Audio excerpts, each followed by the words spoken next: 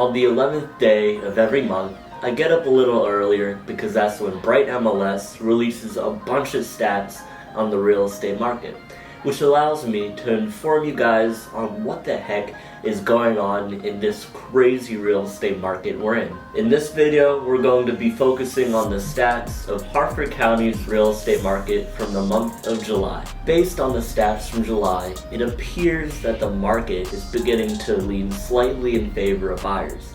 But if you're a buyer, don't get your hopes up just yet, because we're far from being in a buyer's market.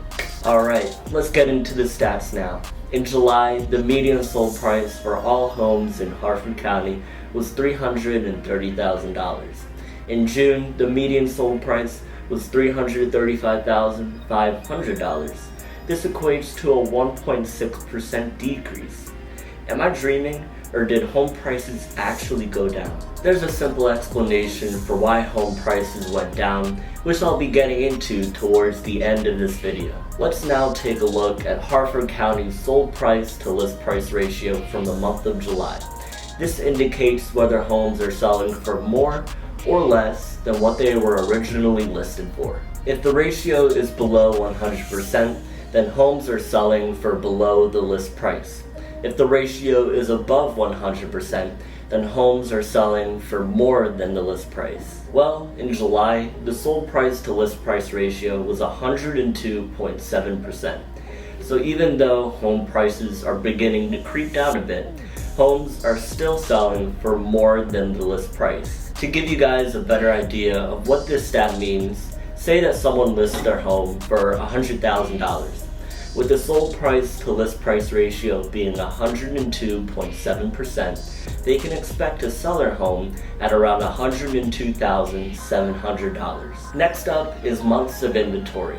Knowing the months of inventory that's available in a real estate market is essential in determining the condition that it's in. Months of inventory is the number of months it would take for all of the homes in a market to sell given the current sales pace. Months of inventory is calculated by taking the number of active listings and dividing it by the number of closed sales.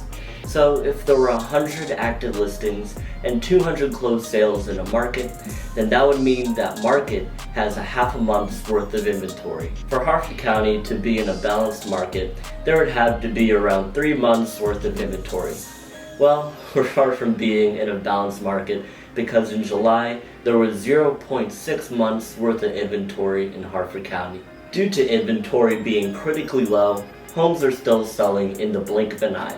In July, the average number of days a home sat on the market was 10 days, compared to 8 days in June. In July of last year, it would take on average 29 days for a home to sell. So homes are selling 3 times faster than they did last year. The last two stats that we're going to take a look at are the number of new listings and closed sales there were in July.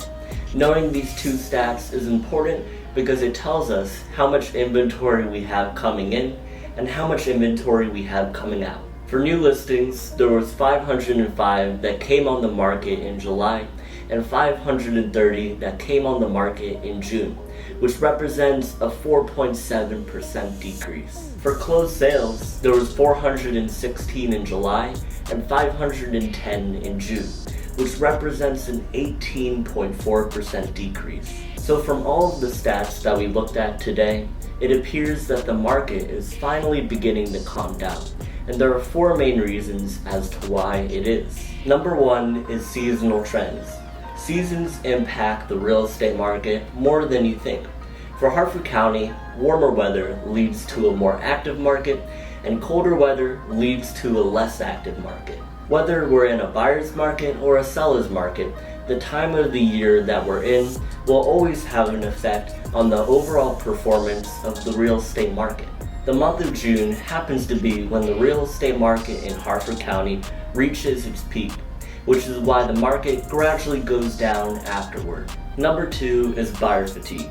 Many buyers are throwing in the towel after repeatedly losing bidding war after bidding war, or simply getting priced out of the market entirely. With fewer buyers searching for a home, This could explain why it seems like the market is beginning to pull back a bit. Number 3 is the reopening of the economy.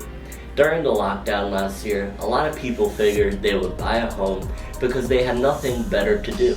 Well, now that things are starting to open back up, people have better things to do other than buying homes. And number 4 is the lack of inventory. The last thing that's been causing the market to slow down is the lack of homes that buyers have to choose from.